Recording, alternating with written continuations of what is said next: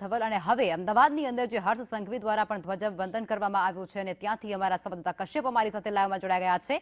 કશ્યપ, અત્યારે અમદાવાદની અંદર પણ ડેપ્યુટી સીએમ હર્ષ સંઘવીએ પણ ધ્વજવંદન કરી દીધું છે અને ત્યાં તમે ઉપસ્થિત છો. કઈ પ્રકારનો માહોલ અત્યારે ત્યાં લોકોમાં કેવો ઉત્સાહ?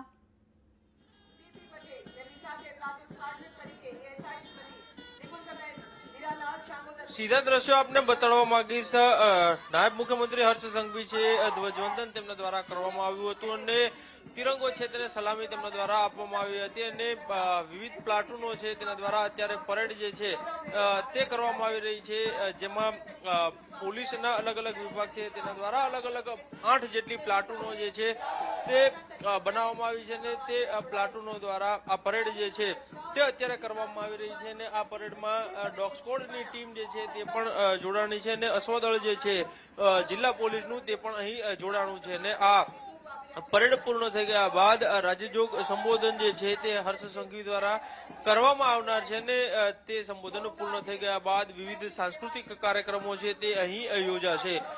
અલગ અલગ સ્કૂલના વિદ્યાર્થીઓ છે તેના દ્વારા યોગા, લોકનૃત્ય અને સાંસ્કૃતિક કાર્યક્રમો છે તે રજૂ કરવામાં આવશે અને ત્યારબાદ હર્ષ સંઘવી જે છે તે જિલ્લા પોલીસ દ્વારા આગામી વર્ષ માટે થઈ અને ટ્રાફિક મેનેજમેન્ટનો એક જે એક્શન પ્લાન તૈયાર કરવામાં આવ્યો છે અને તેનું અનાવરણ જે છે તે પણ તેના હસ્તે કરવામાં આવનાર છે. આમ આ કાર્યક્રમમાં અત્યારે હર્ષ સંઘવી જે છે તે અત્યારે અહીં પહોંચ્યા હતા અને ધ્વજવંદન કર્યા બાદ અત્યારે આ જે પરેડ પોલીસ દ્વારા રજૂ કરવામાં આવી છે અને તેનું નિરીક્ષણ કરી રહ્યા છે અને તેને સલામી પણ આપી રહ્યા છે.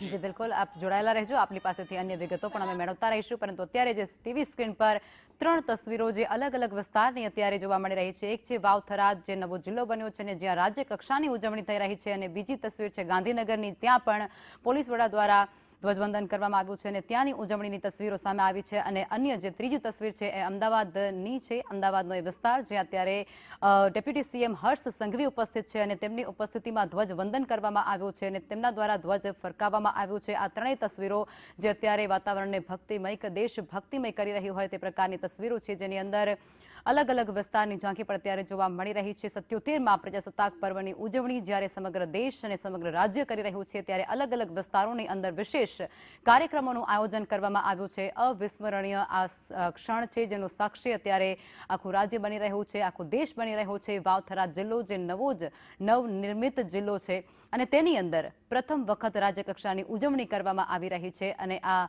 અવિસ્મરણીય જે ક્ષણ છે તેનું સાક્ષી અત્યારે વાવ થરાદ જિલ્લો બન્યો છે. ગાંધીનગરની અંદર પણ ખાસ પ્રકારે ઉજવણી કરવામાં આવી છે. અમદાવાદ શહેરની અંદર પણ ઉજવણી કરવામાં આવી છે અને આ તરફ વાવ થરાદ સાથે અન્ય વિસ્તારો છે ત્યાં પણ નાના મોટા કાર્યક્રમોનું આયોજન કરવામાં આવ્યું છે અને ત્યાં પણ વિશિષ્ટ પ્રકારે ઉજવણી કરવામાં આવી રહી છે.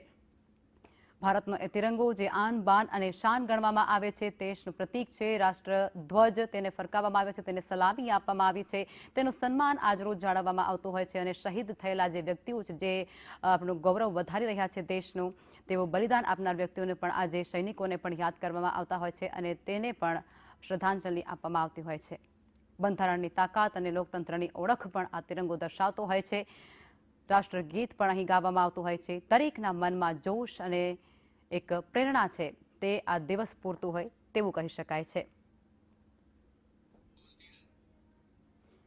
તો આ ઐતિહાસિક ક્ષણ કહી શકાય છે જેની સાક્ષી આજે થરાદ અને વાવ જિલ્લો બની ગયું છે. વાવ થરાદ જિલ્લો જેની અંદર પ્રથમ વખત રાજ્ય કક્ષાની ઉજવણી કરવામાં આવી છે. વાવ થરાદ જિલ્લો જ નહીં પરંતુ સમગ્ર રાજ્યની અંદર અનેક વિસ્તારોમાં આજે 77મા પ્રજાસત્તાક દિવસની ઉજવણી કરવામાં આવનાર છે અને તેને જ લઈ અને તમામ જે કાર્યક્રમો છે તેનું પણ આયોજન કરવામાં આવ્યું છે. થરાદ ખાતે જે કરવામાં આવી રહ્યું છે ઉજવણી, તેને લઈ અને અત્યારે વિગતો પણ જે પ્રમાણે સામે આવી રહી છે. હવે પરેડનું પણ આયોજન ત્યાં કરવામાં આવ્યું છે. અનેક સાંસ્કૃતિક કાર્યક્રમોનું પણ ત્યાં ખાસ પ્રકારે આયોજન કરવામાં આવ્યું છે.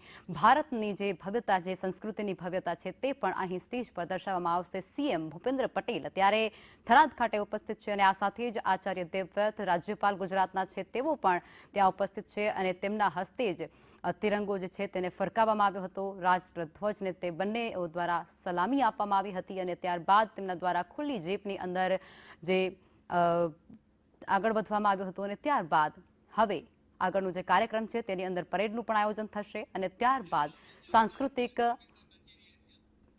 કાર્યક્રમોનું પણ આયોજન કરવામાં આવ્યું છે. અમારા સંવાદદાતા હિરેન અમારી સાથે જોડાઈ ગયા છે. હિરેન, તમે અત્યારે ક્યાં ઉપસ્થિત છો અને ત્યાં અત્યારે કેવો માહોલ છે?